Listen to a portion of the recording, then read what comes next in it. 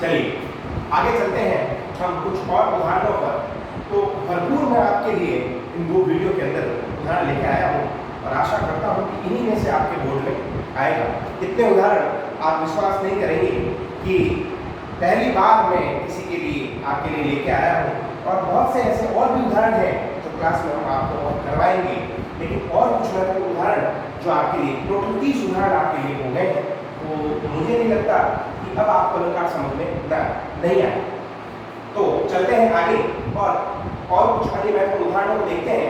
पहला उदाहरण है 2 दिवस रहकर कुटी में, कुटी यानी झोपड़ी, आग सी सुलगा गए, दीप सा उड़ जल रहा, कह दो तुम्हें कैसे भुलाऊं। दीप सा उड़ यानी दीपक सा हृदय, देखिए वाचक शब्द आया, यानी अब इसमें आप सीधा सीधा लिख सकते हैं उपमा। कहने का अर्थ क्या है कि 2 दिन तुम कुटी में रहकर ऐसे चले गए और आग मन में ऐसे सुलगा गए कि दीप सा ये हृदय जल रहा है, कहो तुम्हें मैं कैसे भुलाऊं। तो ये उपमा अलंकार का उदाहरण है, क्योंकि वाचक शब्द इसमें सा आया है और दीपक जो है यहाँ पर प्रस्तुत या अप्रस्तुत, बताइए अप्रस्तुत, जी हाँ, उपमान को अप्रस्तुत भी कहते हैं और उर का मतलब प्रस्तुत। अब मैं अप्रस्तुत और प्रस्तुत में बात करूंगा तो आपको समझ जाना है, प्रस्तुत का मतलब है उपमेय, अप्रस्तुत का मतलब है उपमान। ठीक है जी, आगे चलते हैं। अगला है सीमा रहित अनंत गगन सा विस्तृत उसका प्रेम हुआ। सीमा रहित अनंत, अनंत यानी जिसका कोई अंत नहीं है, गगन यानी अंबर यानी आकाश। क्या कहा कि उसका जो प्रेम है वो गगन के समान विस्तृत हो गया, यानी यहाँ पर गगन सा ये हो गया अप्रस्तुत यानी उपमान और प्रेम उपमेय यानी प्रस्तुत। तो इसमें कौन सा अलंकार होगा आप खुद निकाल सकते हैं। वाचक शब्द सा है उपमा। आगे चलते हैं। सतरंगों के इंद्रधनुष की स्मृति उर में छाई, कैसी स्मृति छाई है? इंद्रधनुष के समान, तो उपमान यानी अप्रस्तुत, सी वाचक शब्द यानी उपमा अलंकार और स्मृति उर यानी हृदय में और यानी यहाँ पर हो गया ये उर हो गया आपके उपमेय यानी प्रस्तुत, तो उपमा अलंकार। तो इसमें समझने की कोई बात नहीं थी, तीनों में उपमा ही था। वाचक शब्द आया है, देख सकते हैं, उपमेय उपमान के आपको निकालना है। अगला है बिना प्राण के जैसे घात, बिना चंद्र के जैसे रात। जिस प्रकार से मेरा जो शरीर है, मेरा जो शरीर है वो बिना प्राणों के हो गया है, जैसे बिना चंद्रमा के रात हो जाती है, उसी प्रकार से मेरा भी जो है शरीर बिना प्राण के हो गए। तो यहाँ पर ये तो है पूरा उपमान और ये है पूरा उपमेय। क्या? क्योंकि शरीर की तुलना की गई है बिना चंद्रमा की रात से तुलना की है, शरीर की तुलना की है घात यानी शरीर। घात का मतलब क्या होता है? शरीर। क्या कहा इसमें? ये पूरा उपमेय है, क्योंकि शरीर की तुलना, बिना प्राणों के शरीर की तुलना की गई है बिना चंद्रमा के रात से। इसलिए अब यहाँ पर वाचक शब्द जैसे, देखो मैंने लिखा है उपमा अलंकार में, ये भी उपमा का उदाहरण समझ में आया होगा। ठीक है, आगे चले। अगला बहुत ही इंपॉर्टेंट उदाहरण, सुधी आए सुधी जाए। सुधी आई और सुधी गई, क्या उत्पन्न हो रहा है दिमाग में? विरोध उत्पन्न हो रहा है कि सुधी तो आई थी और सुधी चली गई, लेकिन अब यहाँ पर देखो विरोध उत्पन्न हुआ, तो अलंकार कौन सा हो गया? विरोधाभास। लेकिन अब इसका अर्थ स्पष्ट करते हैं।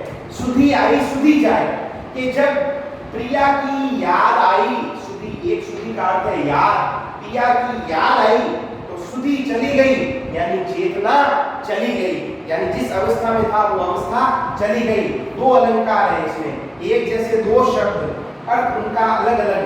याद आई और चेतना जो मूल अवस्था थी वो चली गई, तो मुख्य रूप से तो है विरोधाभास, क्योंकि पहले विरोध उत्पन्न हो रहा है।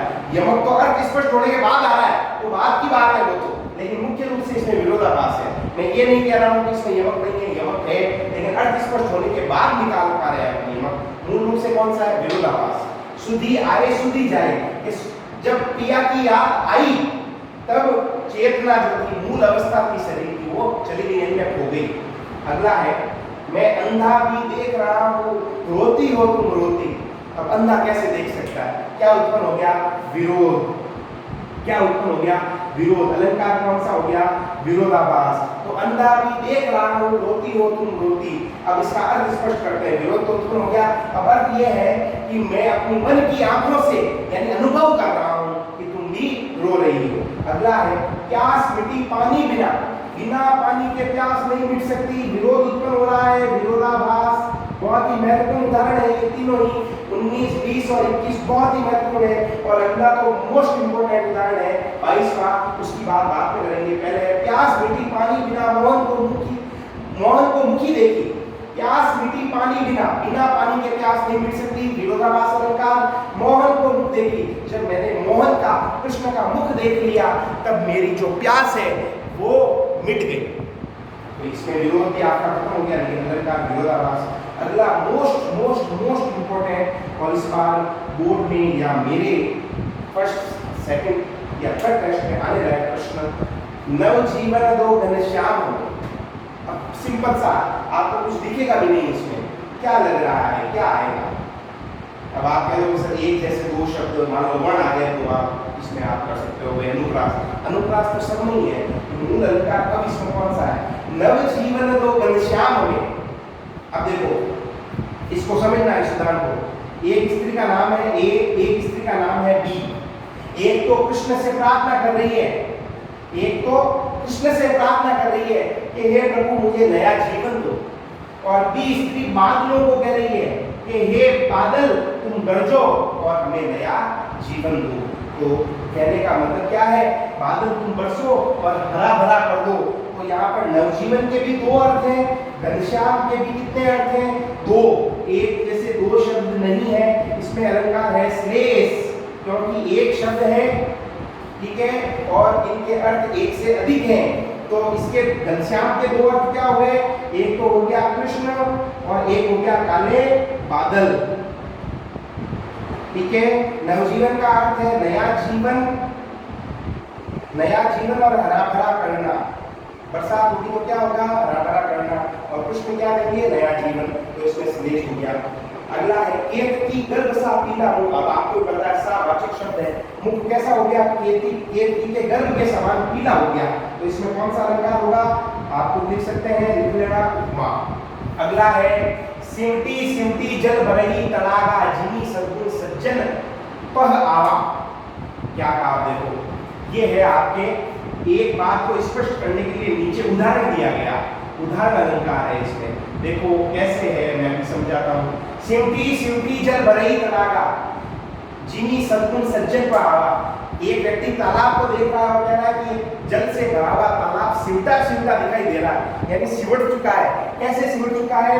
कि जिस प्रकार सज्जन व्यक्ति सद्गुणों से सिमटा रहता है, नीचे उदाहरण दिया इस बात को स्पष्ट करने के लिए कि जिस प्रकार सज्जन व्यक्ति सद्गुणों से सिमटा रहता है, उसी प्रकार ये तालाब भी जो है जल से भरकर सिमटा हुआ है। तो एक बात को स्पष्ट करने के लिए नीचे उदाहरण दिया गया, इसलिए इसमें कौन सा होगा? उदाहरण लगेगा। अगला है मूर्ति मधुर मनोहर देखी भयो विदे विदे विषय की। अब देखो म की आवृत्ति अनुप्रास तो है ही है, लेकिन मूल रूप से विदेह विदेह यमक अलंकार का उदाहरण है। एक जैसे दो शब्द, दोनों के अर्थ अलग अलग हैं। कि जब मैंने विदेह यानी पिता की मूर्त को देखा तब मैं अपनी सुध खो गई। तो एक विदेह का अर्थ है पिता, एक विदेह का अर्थ है सुध। अगला चरण सरोज पखाने लगा। ये लाइन को आपको याद नहीं है, मुझे याद है। ये लाइन है पाठ केवट का भाग्य कक्षा 9, उसके अंदर तुलसीदास जी ने कहा था कि जब श्री राम ने केवट को, नाव चलाने वाले को, अपने पैरों को धोने की आज्ञा प्रदान कर दी, तब चरण सरोज पखारन लगा। तब वो केवट श्री राम के कमल रूपी चरणों को, कमल के समान चरणों को, समान नहीं मैंने आरोप लगा दिया, कमल रूपी चरणों को, यानी चरण को क्या मान लिया? कमल मान लिया। चरण को क्या मान लिया? कमल मान लिया। तो चरण हो गया उपमेय, क्योंकि ये प्रस्तुत है वहां पे। सरोज यानी कमल, यानी उपमान जो अप्रस्तुत है, यानी यहाँ पर अलंकार कौन सा होगा? रूपक। चरण सरोज यानी चरणों को क्या मान लिया? मानना नहीं, आरोप लगा दिया। मान गया तो फिर उत्प्रेक्षा हो जाएगा। चरण सरोज पखाने लगा। चरण रूपी कमल रूपी चरणों को कमल रूपी चरणों को जो है वो पकड़ होने लगा। अगला है आशा मेरे हृदय मरु की मंजू मंदाकिनी है, कि मेरी जो आशा है, मेरी जो आशा, मेरे हृदय की जो आशा है वो मरु की यानी मंदाकिनी, यानी वो किसके समान है? मंदाकिनी के समान है। मरु की यानी रूपक समान नहीं, हृदय रूपी मरु, हृदय रूपी मरु, हृदय रूपी मरु आलोक लगा दिया रूपक अलंकार। अगला देखें, उस रात मारे क्रोध के, उस रात मारे क्रोध के, उस रात मारे क्रोध के तनु कांपने लगा। थोड़ा ध्यान से आप इसको लिखना, उस रात मारे क्रोध के तनु कांपने लगा, मानो हवा के जोर से सोता सागर जगा।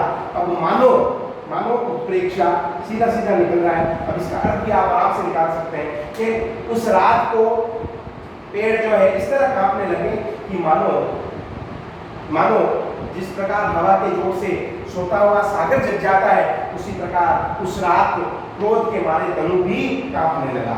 अगला है अंबर में तारे मानो मोती अनगिनत है, कि आकाश में तारे, आकाश में तारे इतने ज्यादा है कि मानो मोती हो। जिस प्रकार मोती अनगिनत होते हैं उसी प्रकार से तारे भी क्या है? अनगिनत है। अंबर में तारे मानो मोती अनगिनत है, तो तारे हो गया उपमेय और मोती हो गया उपमान, ये ध्यान रखना, ये तो अपन उल्टा कर देंगे। इसमें कौन सा अलंकार है? उत्प्रेक्षा। इसमें कौन सा है? उत्प्रेक्षा, क्योंकि इसमें मानववाचक शब्द आया है तो ये उत्प्रेक्षा। ठीक है जी। अगला और अंतिम, मधुकर सरिस संत गुण गाई। संतों के जो गुण है वो मधुकर शहद के समान है, सरिस यानी उपमा। तो हर एक उदाहरण के अंदर 3 चीजें आपको निकालनी है, एक तो वाचक शब्द, उपमेय और उपमा। ये अगर निकल गए तो हम अलंकार को समझ गए। आशा करता हूँ और अच्छे अच्छे आपके लिए मैं लेके आया हूँ ये उदाहरण, तो आप इनको बिल्कुल भी नजर अपनी आंखों से मत कीजिएगा और याद रखेंगे हम, और इनको अपना कॉपी में आप उतार लीजिएगा। जल्दी से आप इनको नोट डाउन कर लीजिए। कोशिश करूँगा और भी उदाहरण में लाने की, अगर मुझे और मिलते हैं तो मैं जरूर आपके लिए लेके आऊँगा, क्योंकि ये ऐसे टॉपिक्स हैं जो अलंकार हुए और भी, जैसे आपकी शब्द शक्ति आगे आएगी, तो ये सारे उदाहरणों पर टिके हैं। इनसे ज़्यादा जितने उदाहरण हम करेंगे उतना ये क्लियर होते चलेंगे। आशा करता हूँ कि आपको ये वीडियो पसंद आया होगा, और आप जो इसी तरह मेरे साथ चलते रहेंगे, आगे मैं वीडियो डालता रहूँगा। तब तक के लिए धन्यवाद। जय हिंद, वंदे मातरम।